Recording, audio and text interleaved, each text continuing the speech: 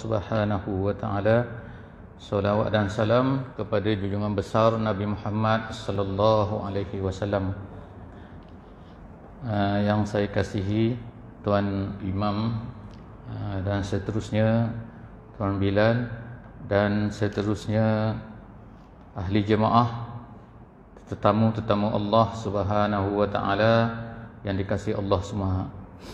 Alhamdulillah, bersyukur kepada Allah Subhanahu wa ta'ala, pada pagi yang mulia ini kita diberi izin oleh Allah Subhanahu wa ta'ala bersama-sama di dalam majlis kuliah subuh tadabbur Al-Quran. Moga-moga Allah Subhanahu wa ta'ala akan jadikan kita ini orang-orang yang akan menjadi pengikut Al-Quran dan kemudian memahami Al-Quran dan seterusnya dapat menyebarkan Al-Quran ini kepada seluruh manusia, insya-Allah. Amin ya rabbal alamin. Pada pagi yang mulia ini, insya-Allah kita akan bersama-sama untuk melihat satu helaian daripada Al-Quran, satu muka surat daripada Al-Quran, iaitu muka surat yang ke-22, insya-Allah. Muka surat 22. Jadi kepada ahli-ahli jemaah yang mempunyai kemudahan untuk membuka mushaf, sama ada pada telefon, pada mushaf, bolehlah insya-Allah untuk membuka muka surat 22. Ayat yang akan kita bacakan pada pagi ini adalah daripada surah Al-Baqarah ayat 142 sehingga ayat 145. Ayat 142 sehingga ayat 145. Muka surat ini adalah permulaan kepada juzuk yang kedua dalam mushaf. Secara umumnya surah ayat ini, ayat yang akan kita bacakan pada pagi ini adalah berkenaan dengan tahwilul kiblah, iaitu peralihan kiblat. Peralihan kiblat. Jadi untuk kita lebih memahamilah sedikit tentang ayat ini, maka eloklah juga jika sekiranya kita sedikit melihat kepada sirah Nabi sallallahu alaihi wasallam. Telah menjadi satu yang disebutkan oleh ulama-ulama tafsir ataupun ulama-ulama yang ingin membantu kita untuk memahami Al-Quran. Salah satu daripada cara untuk faham Quran ialah kita memahami sirah Nabi sallallahu alaihi wasallam. Kerana Quran ini turun kepada Nabi dalam suasana-suasana, dalam keadaan-keadaan yang tertentu, yang berbeza-beza. Kadang-kadang Nabi menghadapi orang-orang yang menentang baginda semasa di Mekah. Tetapi kadang-kadang orang yang menentang Nabi itu adalah orang yang telah tahu tentang Islam ni dan tahu tentang Nabi Muhammad sallallahu alaihi wasallam, iaitu orang Yahudi. Orang Yahudi ni hanyalah berada di Madinah Al-Munawwarah. Pada sebelum daripada Nabi kita berhijrah ke Madinah, memang ada di sana 3 kelompok Yahudi, iaitu kelompok Qainuqa, Quraizah dan juga An-Nadir. 3 kumpulan ini, mereka ni membaca kitab Taurat. Jadi ketua-ketua mereka baca Taurat dan mereka tahu apa yang ada di dalam Taurat. Di dalam Taurat telah diceritakan tentang kedatangan Nabi Muhammad sallallahu alaihi wasallam. Cuma orang-orang Yahudi mahu supaya Nabi yang terakhir ni, Nabi yang Nabi Muhammad ini bukannya lahir daripada orang Arab. Mereka mahu Nabi terakhir ni adalah daripada Bani Israel, iaitu daripada keturunan Nabi Ishaq. Oleh kerana itulah apabila Nabi ini datang daripada orang Arab, mereka mencari pelbagai cara untuk mengatakan bahawa ini semua ni bukan Nabi. Oleh kerana itulah salah satu daripada kisah yang berlaku ialah kisah peralihan kiblat. Bila Nabi SAW sebenarnya sembahyang ni dah mula lama dah, sejak daripada awal Islam. Masa Nabi kita SAW berada di Mekah. Semasa di Mekah, Nabi ni menghadap ke Baitullahil Haram, makna ke Kaabah. Bila sembahyang menghadap Kaabah. Tapi bila berhijrah ke Madinah, maka Allah Subhanahu Wa Taala perintahkan Nabi supaya sembahyang menghadap ke Baitul Maqdis. Jadi artinya terbalik ni. Terbalik ni maknanya Madinah ni kalau ikut kedudukan dia, geografi, dia ni di tengah-tengah di antara Mekah dan Baitul Maqdis. Dalam peta Baitul Maqdis sebelah atas, Mekah sebelah bawah. Jadi Madinah tengah-tengah. Jadi kalau menghadap ke Baitul Maqdis artinya membelakangkan Kaabah. Kalau menghadap ke Kaabah membelakangkan Baitul Maqdis. Jadi bila sampai ke Madinah, Nabi disuruh oleh Allah Subhanahu Wa Taala supaya menghadap ke Baitul Maqdis, ke atas lah kalau dalam peta sekarang ni, membelakangkan Baitullahil Haram. Jadi tujuan dia disebut ni adalah untuk muhabbaban ataupun muallafan li Bani Israel. Disebut dalam tafsir, dia kata tujuan dia adalah untuk supaya menarik, mendekatkan orang-orang Yahudi yang berada di Madinah ni, nak beritahunya bahawa kami orang Islam ni sebenarnya menerima Nabi Musa ni, menerima Nabi-Nabi yang terdahulu daripada Bani Israel. Kami yang di Nabi Muhammad ni adalah membawa ajaran yang sama, dan kami menghadap ke Baitul Maqdis, iaitu tempat kiblat orang-orang Yahudi. Jadi perkara ni berlaku selama 16 hingga 17 bulan. 16 hingga 17 bulan Nabi menghadap ke Baitul Maqdis. Tetapi dalam hati Nabi, sebenarnya Nabi kuranglah selesa sebenarnya. Tak sedap hati. Kerana apa? Terpaksa menghadap ke Baitul Maqdis. Jadi kita akan bacalah dalam ayat ni. Jadi bila Nabi ni menghadap ke Baitul Maqdis, kemudian pada bulan yang ke-17 disuruh menghadap kembali ke Baitullahil Haram, ke Mekah. Maknanya membelakangkan Baitul Maqdis. Jadi ketika ini masa dah beralih-alih ni, berpusing utara selatan. Jadi mana dua kali lah ni. Dulunya ke Kaabah, sekarang Baitul Maqdis. Kemudian sekarang ni pula pusing pula kepada Kaabah. Orang-orang Yahudi ni mulalah membuat maknanya gosip-gosip, cakap-cakap lah, hantar mesej lah gitu. Kalau sekarang ni mesej-mesej yang meragu-ragukan orang Islam. Jadi Allah Subhanahu Wa Taala pun berkatalah, berfirman dalam ayat yang akan kita baca dalam surah, dalam muka surat yang ke-22 ni, iaitu a'udzubillahi minasyaitonir rajim, sayaqulus sufaha'u minan nas ma wallahum an qiblatihimul lati kanu 'alaiha.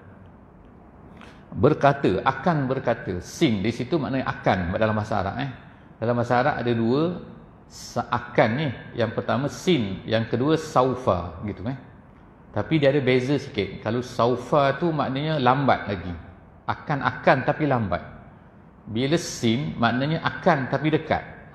Tak lama lagi akan berkatalah. Allah Taala kata akan berkatalah as-sufaha. Sufaha ni maknanya orang bodoh. Al-juhal dalam tafsiran. Erti sini Allah Taala meletakkan nama kepada orang Yahudi ni, orang Yahudi ni dengan nama orang bodoh. Bukan kita sebut, Allah Taala sebut. Orang bodoh akan berkatalah nanti. Orang bodoh itu siapa?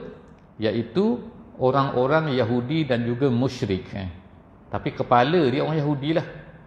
Allah labelkan dia ni bodoh. Orang bodoh-bodoh ni akan cakap lah tu nanti tu. Minan nas, daripada manusia. Bodoh daripada manusia iaitu orang Yahudi dan musyrikin. Apa dia kata? Mereka akan berkata, ma wallahum an qiblatihimul lati kanu 'alaiha. Soalan macam soalan kat situ. Apa yang memalingkan mereka ni daripada kiblat yang dulunya mereka dah sembahyang ke situ. Dulu menghadap ke Baitul Maqdis, tiba-tiba sekarang berpaling pula kepada Kaabah. Apa pasal ni? Dalam Yahudi, bagi mereka nasakh tidak ada. Nasakh ni ialah maknanya cancel satu hukum dan ubah kepada satu hukum yang lain. Dalam Yahudi tak ada benda ni. Sebab tu dia kata ma nansakh min ayatin aw nunsiha na'ti bi khairin minha dalam ayat Quran yang lain. Orang Yahudi bagi dia kalau ubah-ubah ni maknanya Tuhan tu bodoh, dia kata. Tuhan tak tahu. Kalau Tuhan tahu, kenapa ubah? Seolah-olahnya macam kita Tuhan ni manusia. Iaitu apa? Sekali fikir lain, sekali fikir lain. Tu. Orang-orang musyrik pula yang tak percaya kepada Tuhan ni, dia kata Muhammad ni bodoh. Sebab apa? Muhammad ni pening kepala ni, dia kata ni. Kerana apa? Dulu sekali macam ni, sekali macam ni. Tak ada pendirian, dia kata. Itu siapa? Orang-orang musyrik. Jadi kita ada dua lah seorang orang bodoh sekarang ni. Orang Yahudi bodoh, orang musyrikin pun sufaha juga, bodoh juga. Kemudian dia kata, apa yang sepatutnya kita jawab? Allah Ta'ala menjawab di situ, kul, katakan. Sini kul ni makna kul huwallahu ahad. Kul a'udzu birabbin nas. Kul tu maknanya katakan, beritahu kepada mereka ni, lillahil masyriq wal maghrib. Masyriq maknanya timur, maghrib maknanya barat. Artinya di sini ialah beritahu kepada mereka ni, barat dan timur ni ataupun semua arah mana-mana ni Allah Ta'ala punya. Gitu, lillahi. Tak kira lah makna yang penting bukannya arah tu yang penting. Kita menghadap ke barat ke, menghadap ke timur ke. Sebab itulah ulama kata, kalau kita tersalah sembahyang, kata, kita terkurung, kata, dalam satu tempat kita tak tahu, dia pusing-pusing kita, lift lah kata ni. Mana tahu kan lift tu mati mati, jadi kita tak tahu nak menghadap di mana ni. Sebab tak tahu, tak ada idea. Kita menghadap, salah menghadap, so dikira tidak jadi masalah. Sebab apa? Sebab janganlah sampai tak tahu nak menghadap ke mana, kiblat tak tahu, lalu tak sembahyang. Yang penting sembahyang. Salah menghadap tu Allah Ta'ala maafkan. Sebab bagi apa? Yang penting bukannya kiblat tu kau dah tak tahu. Kau dah tak tahu Sebab apa?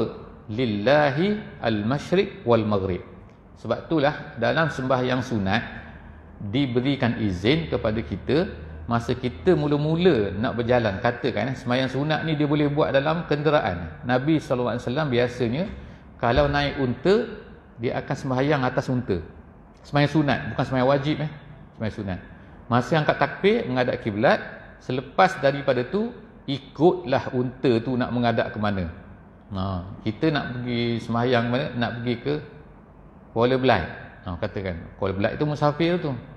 Nak sembahyang tarawih tak sempat di masjid. Jadi kita sembahyanglah di dalam kereta.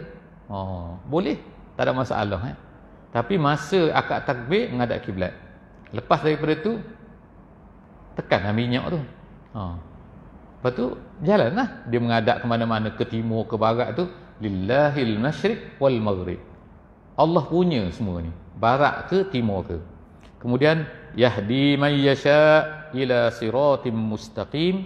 Dia kata dialah yang akan menunjukkan, memberi petunjuk kepada sesiapa yang dikehendakinya ke jalan yang lurus. Jalan yang lurus itu maksudnya ialah al-Islam.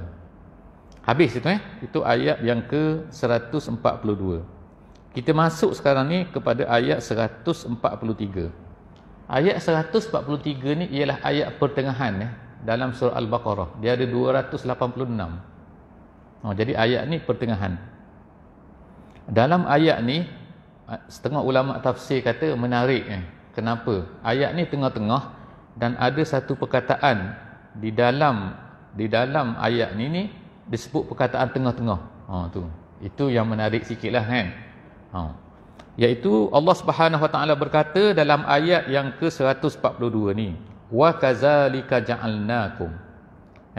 Wa kadzalika ja'alnakum artinya itu sebagaimana kami telah jadikan kamu ummatan wasat. Wa kadzalika sebagaimana begitu, gitu. Sebagaimana begitu tu artinya begitu ialah aku dah jadikan kamu semua ni, zalika tu itu artinya sebagaimana kami dah jadikan kamu ni, wahai orang Islam semua, di atas jalan yang lurus, maka begitu juga kami jadikan kamu ini sebagai ummatan wasata, sebagai umat yang wasata.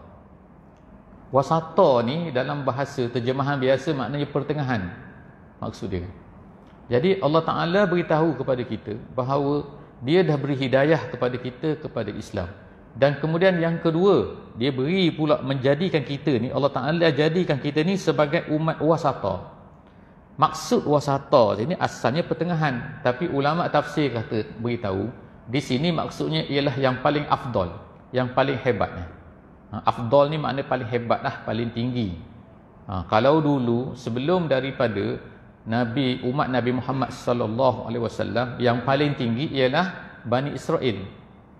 Bani Israel sejak daripada Nabi Ishaq alaihi salam sampailah kepada Nabi Isa alaihi salam, yang paling top sekali adalah Bani Israel. Faddalna 'alal 'alamin. Allah Taala kata kami muliakan kamu ni di atas seluruh alam. Sebelum daripada Nabi Muhammad. Selepas Nabi Muhammad datang, orang-orang Yahudi, orang-orang Kristian yang dipanggil sebagai Bani Israel ni sudah cukuplah. Allah Ta'ala tak nak beri lagi peluang kepada mereka. Sebab apa? Sebab mereka ni sangat-sangat menyeleweng. Ubah kitab-kitab mereka, ubah Taurat, ubah Injil, dan kemudian mereka telah membunuh Nabi-Nabi. Membunuh Nabi Zakaria, membunuh Nabi Yahya. Sebagai contohnya. Jadi oleh kerana itulah maka kamu ni umat Bani Israel tak layak lagi untuk menjadi pemimpin dunia ni. Allah Ta'ala pilih sekarang ni umat Nabi Muhammad sallallahu alaihi wasallam. Jadi kami jadikan kamu ni sebagai ummatan wasata. Umat yang kita kata pertengahan, tapi maksud pertengahan sini ialah al-khiyar wal udulan. Dia kata khiyaran wa udula, iaitu yang terpilih, yang paling tinggi. Kenapa Allah Ta'ala jadikan dua perkara itu kepada kita? Yang pertama sekali hidayah kepada Islam, yang keduanya kami jadikan kamu ni umat yang terpilih kerana litakunu syuhada'a 'alan nas, supaya kamu ni menjadi saksi kepada manusia. Wa yakunar rasulu 'alaikum syahida, dan rasul pula menjadi saksi ke atas kamu. Apa maksud sini? Saksi-saksi ni apa ya? Kalau saksi biasa kita kata bila kita tengok kita tengoklah kata ada kereta laju langgar lah apa-apa. Orang sekarang ni letak kamera tau atas dashboard tu tau. Jadi dia boleh ambil gambar. Kalau dulunya kita tengok dengan mata, kita tengok kereta langgar budak, kita kata nombor sekian-sekian kata kereta tu. Kemudian kereta tu lari. Kita polis cari mana saksi. Siapa yang menyaksikan maknanya. Itu maknanya saksi, iaitu orang yang tahu peristiwa tu berlaku. Jadi dalam Quran ni Allah Ta'ala kata begini, Rasul menjadi saksi kepada kita, kepada umat Islam. Umat Islam pula mestilah menjadi saksi kepada manusia. Jadi maksud dia sini, ulama-ulama tafsir kata Nabi menjadi saksi kepada umat Islam ni apa? Iaitu dia telah memberitahu Islam ni kepada kita semua. Sebab tu dalam masa Nabi kita SAW, masa hari yang terakhir, Hajjatul Wada' dia panggil, Hajjatul Wada'. Hajjatul Wada' ni haji yang terakhir. Nabi naik atas Jabal Rahmah tu, kemudian dia berkhutbah. Jadi apa yang dia kata, antara yang disebut oleh Nabi semasa di atas Jabal Rahmah tu, Nabi kata, Allahumma hal ballagtu, Allahumma fashhad. Nabi kata, ya Allah, aku telah sampaikan, ya Allah jadilah saksi. Nabi kemudian tanya kepada umat-umat yang depan dia, orang depan dia pada masa itu, aku dah sampaikan kepada kamu, betul tak? Mereka pun berkata, ya kami saksi. Bala syahidna. Maknanya kami jadi saksi. Kami sahkan kamu betul telah menyampaikan kepada kami. Jadi sekarang ni bila Nabi dah sampaikan kepada kita, kita pula bertanggungjawab untuk menjadi saksi kepada orang yang berada di hadapan kita. Maksudnya apa? Nabi dah mati. Nabi dah wafat. Sekarang yang hidup ni siapa? Selepas daripada Nabi adalah umat Nabi Muhammad sallallahu alaihi wasallam. Kitalah umat Nabi Muhammad. Kita ni hidup 1400 tahun selepas daripada Nabi sallallahu alaihi wasallam. Nabi dah tak ada. kita yang berada 1400 tahun ni, kita berhadapan, di depan kita sekarang ni ialah umat manusia. Tak kira lah umat manusia di mana pun, di Amazon ke, di Afrika ke, di Antartika ke, di Arktik ke, di Eropah ke, di Amerika, di mana-mana tu nama dia manusia. Jadi sekarang ni siapa yang akan bertanggungjawab untuk menjadi saksi kepada manusia pada hari ini? Kita. Artinya apa? Kita mesti menyampaikan apa yang telah sampai kepada kita daripada Nabi SAW. Jadi kalau ada manusia pada hari ini buat maksiat, buat salah, kufur, tak bersyukur, tak beriman kepada Allah Subhanahu Wa Taala, siapa bertanggungjawab? Kita bertanggungjawab. Itu maksud ayat ni. Maksud ayat ni iaitu kamu ni menjadi saksi, litakunu syuhada'a 'alan nas wa yakuna ar-rasulu 'alaikum syahida. Sebab itulah berat sini kita katakan dosa. Sebenarnya kadang-kadang kita ni berdosa tanpa kita sedar. Kita sebab apa? Sebab kita tak fikir tentang orang lain, kita fikir tentang diri kita sendiri. Kita fikir kita je. Padahal orang lain pun yang tidak beriman, sebenarnya kalau mereka tu tak sampai Islam kepada mereka, sebenarnya salah kita. Kerana kita tidak berusaha. Allah Ta'ala dah beri nikmat pada kita, mata, telinga, kaki, nikmat harta, nikmat, macam-macam nikmat pada kita. Kita sepatutnya boleh bergerak, sepatutnya boleh menyampaikan. Kita ada telefon, kita ada macam-macam kita ada depan kita ni kan. Jadi maknanya sepatutnya kita tu kena menyampaikan Islam ni ke seluruh dunia ni patutnya. Kalau tak sampai Islam pada mereka, salah siapa? Bukan salah Nabi Muhammad SAW. Dah salah kita, sebab kita yang tak bekerja. Jadi itulah maksudnya menyaksi ke atas manusia. Wa yakuna ar-rasulu 'alaikum syahida. Rasul telah menjadi saksi kepada kamu. Wa ma ja'alnal qiblata allati kunta 'alaiha. Jadi macam ayat tadi tu macam dia duduk tengah-tengah, dia datang sekejap. Kita nak cerita tentang kiblat, tapi tiba-tiba dia cerita tentang ummatan wasata, tengah-tengah tu. Sebab ayat ni tengah Al-Baqarah. Dan kemudian disebutkan kita ni menjadi saksi. Kemudian dia balik semula sekarang ni cerita tentang kiblat pula. Jadi dia kata, wa ma ja'alna, dan tidaklah kami jadikan kiblat yang kamu berada padanya melainkan lina'lama man yattabi'ur rasul mimman yanqalibu ala akibai. Seterusnya kenapa Allah Taala pusing-pusing kiblat ni? Soalan dia. Kenapa sekali menghadap sana, menghadap sini? Orang yang pernah pergi ke Mekah, pergi Madinah, ada satu masjid nama dia Masjid Qiblatain nama dia. Masjid dua kiblat. Jadi maksud dua kiblat ni, di situlah tempat ada setengah sahabat tu pada masa tu tengah sembahyang, bukan Nabi tapi setengah sahabat Nabi. Dia sembahyang dalam masjid tu, tiba-tiba datang tengah-tengah sembahyang orang datang beritahu. Orang tu baru balik daripada Masjidin Nabawi. Dia baru sembahyang dengan Nabi pada masa tu. Jadi selesai sembahyang dah menghadap ke Baitullah pada masa tu. Tapi orang yang di Masjid Qiblatain tu tak tahu lagi. Mereka masih lagi menghadap ke Baitul Maqdis. Jadi bila orang tu datang sampai di situ, dia tengok, "Hoi," dia kata, "orang semua dah pusing dah. Aku baru sembahyang." Orang tu tengah sembahyang. Dia pergi beritahu tu. Jadi apabila diberitahu tu, orang yang tengah sembahyang tadi pun berpusinglah. Asalnya menghadap ni Baitul Maqdis. Ni contoh ni, bukan Baitul Maqdis, ni Kaabah ni. Kalau kita di sini sama je, Baitul Maqdis dan Kaabah di sini sama je. Lalu berpusinglah macam tu. Imam duduk depan ni, macam mana imam? Imam dia kata imam pun berjalanlah ke depan sana. Terus sembahyang. Jadi sebab itulah masjid tu nama Qiblatain, masjid dua kiblat. Jadi nak cerita sini ialah kenapa Allah Taala buat macam tu? Kenapa hukum ni berlaku macam tu? Dia kata adalah untuk lina'lama man yattabi'ur rasul mimman yanqalibu ala akibai. Untuk nak check, nak tengok, nak test siapa yang nak ikut Rasul. Ada orang pada masa tu dah murtad dah. Ada murtad pada masa ni. Jama'atun, dia kata minal munafiqin, orang yang masuk Islam ni, yang longgar-longgar ni, bila orang Yahudi dah bercakap macam ni, cakap macam tu, mereka ni dah longgar dah agama, terus murtad. Dia kata Muhammad ni pening kepala dah, tak boleh percaya. Jadi sebenarnya Allah Ta'ala sebut sini, Allah Ta'ala buat macam ni adalah untuk test sebahagian daripada manusia. Siapa yang nak ikut Rasul, siapa yang tak mau ikut Rasul. Mimman yanqalibu ala akibai, maknanya orang yang patah balik ke belakang. Wa wa in kanat lakabiratan illa 'alal ladzina hadallah. Allah Taala kata sebenarnya pusing-pusing kiblat ni sebenarnya satu perkara yang berat. Lakabirah. Kabirah tu maksudnya benda besar. Kenapa besar? Kerana bukan mudah ketika orang semua berkata, orang semua duk bercakap. Orang viral semua, orang kata apalah.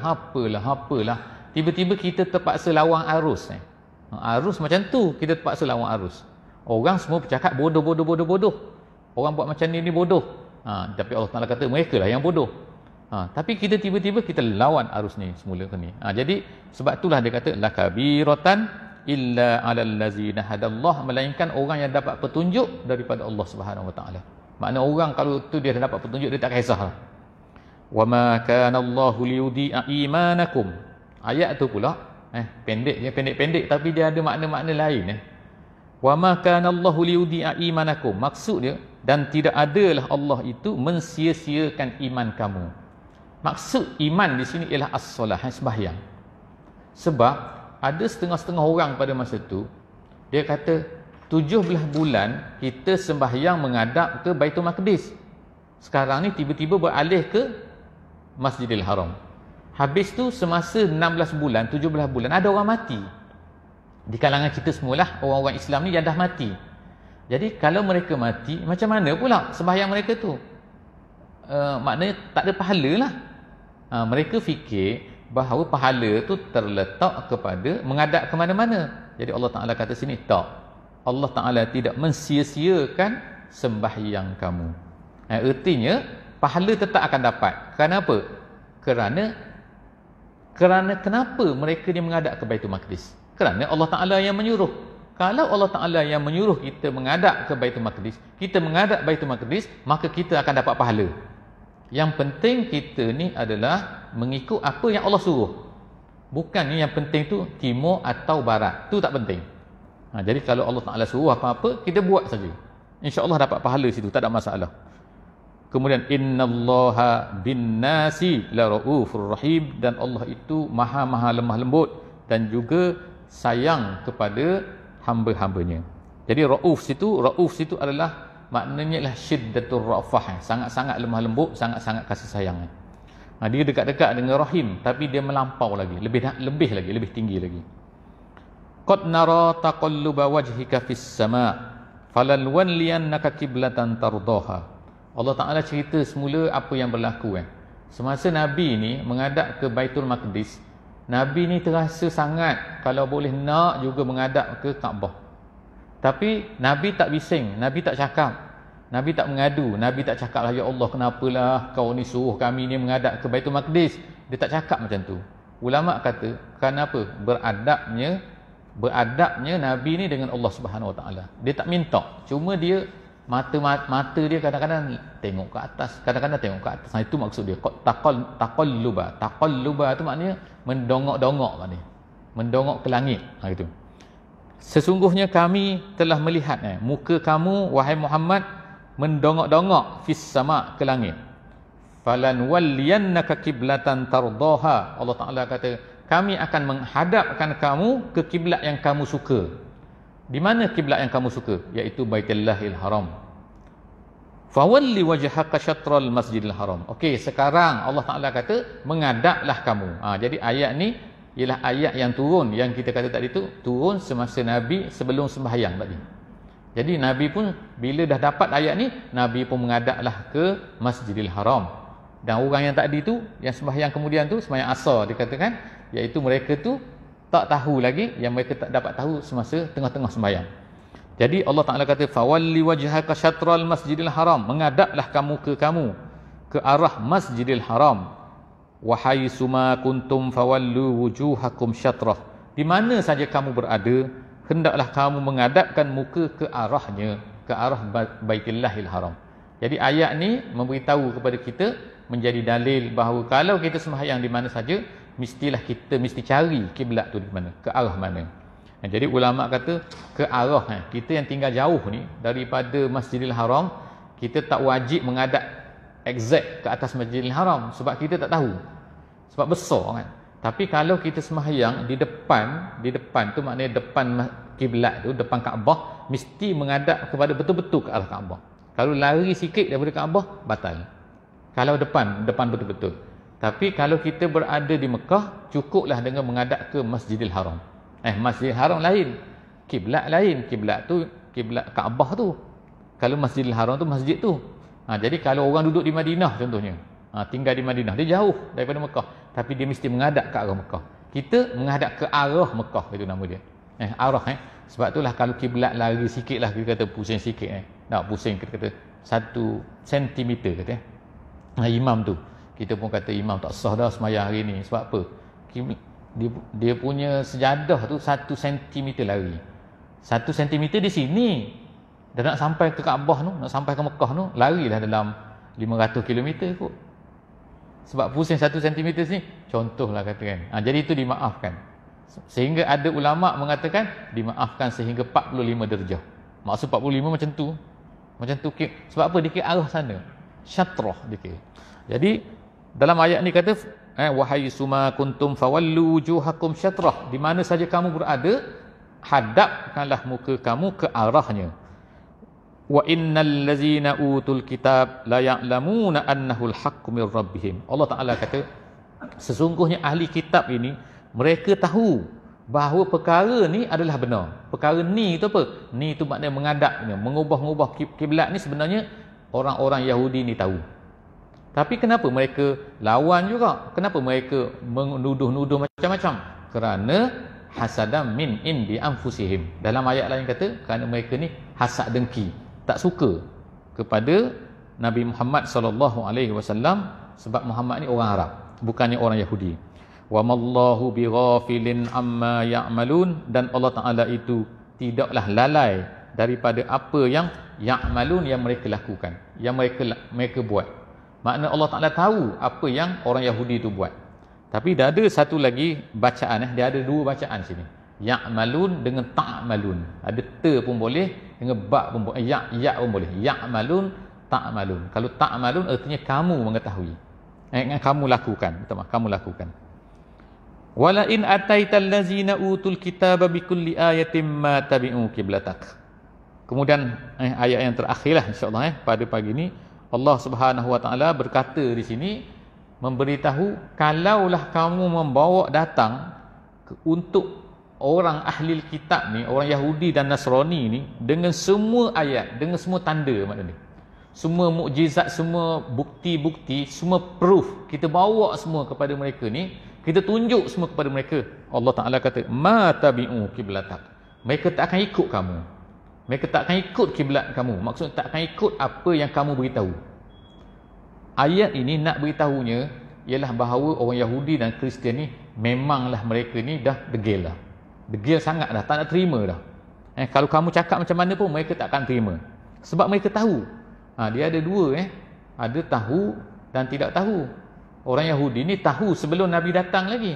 Kalau kita tengok ayat yang ke muka surat 23, nanti bukan sekarang. Tu kena tengok dalam Facebook lah tu.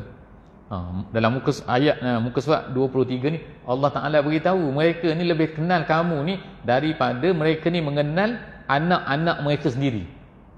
Anak pun kadang-kadang mereka tak tahu, tapi Nabi Muhammad ni mereka tahu. Jadi Allah Ta'ala kata, wa ma anta bitabi'in qiblatahum, dan kamu pula tak akan ikut kiblat mereka ni.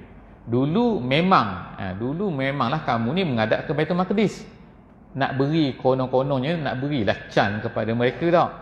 Ikutlah, ni tengok ni kan, kami pun macam kamu juga. Sebenarnya kiblat kita ni tak kisah, kami ni barat timur tak kisah, yang penting ikut perintah Allah. Tapi mereka tak jadi. Jadi Allah Ta'ala kata, ni dah last dah. Dah 16 bulan, 17 bulan dah bagi peluang kepada mereka. Wa ma anta bitabi'in qiblatahum. Kamu tak akan ikut lagi kiblat mereka selepas daripada ni. Sama dengan ayat yang kita baca dalam Kuliah Ayyuhal Kafirun. Hujung ayat tu apa? Dalam kuliah tu, lakum dinukum waliyadin. Bagi kamu agama kamu, bagi kami agama kami. Kamu, kami. Kita tak boleh nak bersatu lah. Minta maaf lah katanya dalam masalah agama. Dalam masalah akidah tak ada tolak ansur. Wa ma ba'duhum bitabi'in qiblata ba'd. Kemudian Allah Ta'ala kata bahawa mereka sama-sama mereka sendiri pun sebenarnya tak mengikut antara satu sama lain. Kiblat Yahudi lain, kiblat orang-orang Kristian lain. Wala ini taba'ta ahwa'ahum min ba'di ma ja'aka minal ilmi. Al-ilmi situ maknanya wahyu. Al-ilmi itu maknanya wahyu. Maksud dia, kalaulah kamu, wahai Muhammad, mengikut kehendak hawa nafsu mereka selepas daripada telah datang wahyu. Maksud sekarang wahyu dah datang, kalau kamu ikut lagi orang-orang Yahudi dan Nasrani ini, innaka idzal laminaz zalimin, nescaya kamu ni akan jadi orang-orang yang zalim. Jadi Allah Taala beri kata putuslah di sini dalam muka surat ni. Jadi yang pertama kita kata Allah Taala labelkan, meletakkan label kepada orang Yahudi, orang Yahudi dan juga orang-orang musyrik ni yang menolak Nabi ni sebagai orang bodoh. Kemudian yang keduanya, Allah Subhanahu Wa Taala ni menjadikan kita ni sebagai ummatan wasata supaya kita menjadi syuhada, menjadi syuhada, menjadi saksi. Ada satu maknanya ulama yang menafsirkan ayat ni dengan panjang lebar lagi. Jadi disebut situ ialah satu buku khusus cerita tentang ayat ni saja. Nama dia Syahadatul Haq. Syahadatul Haq maknanya kita ni wajib menjadi saksi kepada benda yang benar. Yang benar is benar, yang salah is salah. Tu kita mesti beritahu kepada orang ramai. Iaitu Tuhan yang satu tu betul, yang lain ni yang kufur, syirik semua ni adalah tak betul. Itu adalah tanggungjawab orang Islam. Dan seterusnya Allah Subhanahu Wa Taala ceritakan tentang kewajipan dan juga bagaimana orang Yahudi dan juga Kristian ni terhadap kiblat yang telah ditetapkan oleh Allah Subhanahu Wa Taala. Jadi moga-moga dengan apa yang kita dapat daripada muka surat ini, Allah Subhanahu Wa Taala akan memberikan sedikit kepada kita pengajaran bagaimana supaya kita ni dapat menjadi orang-orang yang memahami Al-Quran, insya-Allah. Setakat itulah saja aku qauli hadza wa astaghfirullahal azim li wa lakum. Bismillahirrahmanirrahim. Wal 'asri innal insana lafi khusr illa allazina amanu wa 'amilus solihat wa tawasaw bil haqq wa tawasaw bis sabr. Wassalamualaikum warahmatullahi wabarakatuh.